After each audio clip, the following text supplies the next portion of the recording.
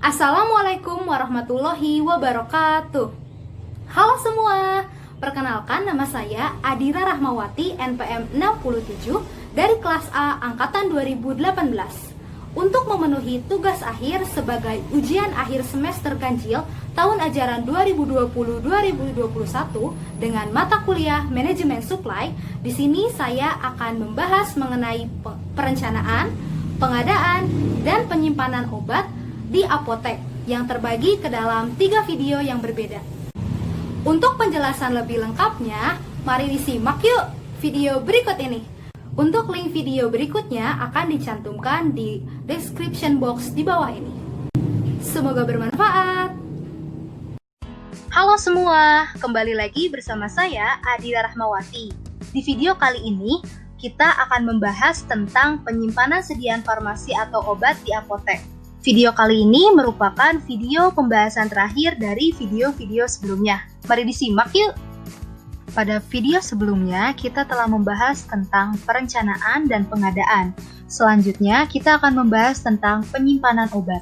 Penyimpanan merupakan aktivitas menyimpan dan memelihara agar persediaan farmasi yang diterima aman, terhindar dari rusaknya mutu obat, pencurian, ataupun kebakaran. Tujuan dari dilakukan penyimpanan itu sendiri adalah antisipasi fluktuasi kebutuhan dan harga, menghindari out of stock, menjaga kualitas persediaan, dan menjamin kelancaran pendistribusian. Metode penyimpanan sediaan farmasi perlu memperhatikan yang pertama stabilitas. Ini berkaitan dengan suhu dan pengaruh cahaya matahari. Kemudian bentuk sediaan, perlu diperhatikan apakah obat itu berbentuk sirup, tablet, atau topikal. Selanjutnya ada farmakoterapi, berdasarkan indikasi obat untuk meminimalisir kesalahan dalam pengambilan obat. Kemudian ada abjad atau alfabetis, dan yang terakhir adalah penyimpanan obat khusus seperti narkotika, psikotropika, OOT, dan prekursor. Setelah sediaan farmasi disimpan menurut metode penyimpanan, harus selalu dipastikan melakukan pencatatan dan pelaporan yang dilakukan di buku besar atau buku induk, kartu stok, kartu gantung, dan melakukan laporan bulanan, triwulan, serta tahunan. Dapat berbagai macam suhu untuk menyimpan sediaan farmasi, diantaranya ada suhu kamar, yaitu berkisar antara 25-30 derajat Celcius, kemudian sejuk 1, dengan kisaran suhu 15-25 derajat Celcius, yaitu disimpan di ruangan ber-AC. Selanjutnya, penyimpanan dalam suhu sejuk 2 dengan rentang suhu 8-15 derajat Celcius biasa diletakkan di dalam cool box. Dan ada di lemari pendingin dengan rentang suhu 2-8 derajat Celcius biasanya untuk sediaan vaksin atau insulin. Untuk sediaan narkotika dan psikotropika disimpan dalam lemari khusus sesuai dengan ketentuan undang-undang dan dikunci ganda, serta yang berhak memegang kuncinya tersebut adalah apoteker penanggung jawab.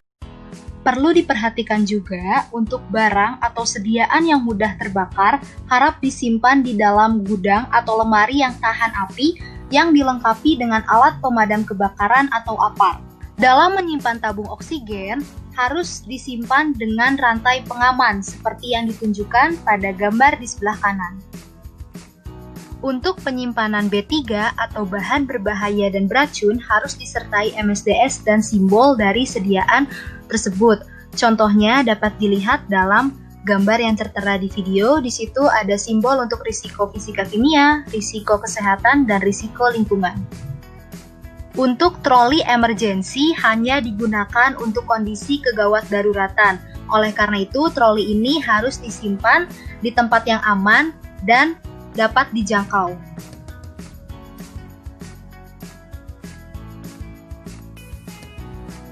Selanjutnya, ada obat LASA atau look alike, sound alike, di mana obat ini dari segi bentuk dan dari segi penamaan hampir mirip. Oleh karena itu, perlu di cross-check ulang pada saat ingin mengambil obat ini. Bisa juga dengan sistem Tolmel lettering untuk memudahkan dalam pembacaan.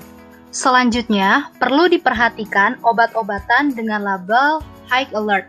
Obat-obatan ini merupakan obat yang beresiko tinggi dan akan menyebabkan bahaya jika digunakan atau pengambilannya dilakukan secara salah. Oleh karena itu, perlu diberikan label khusus dan penyimpanannya terpisah.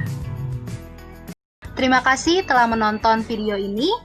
Sampai jumpa lagi di video selanjutnya. Dah.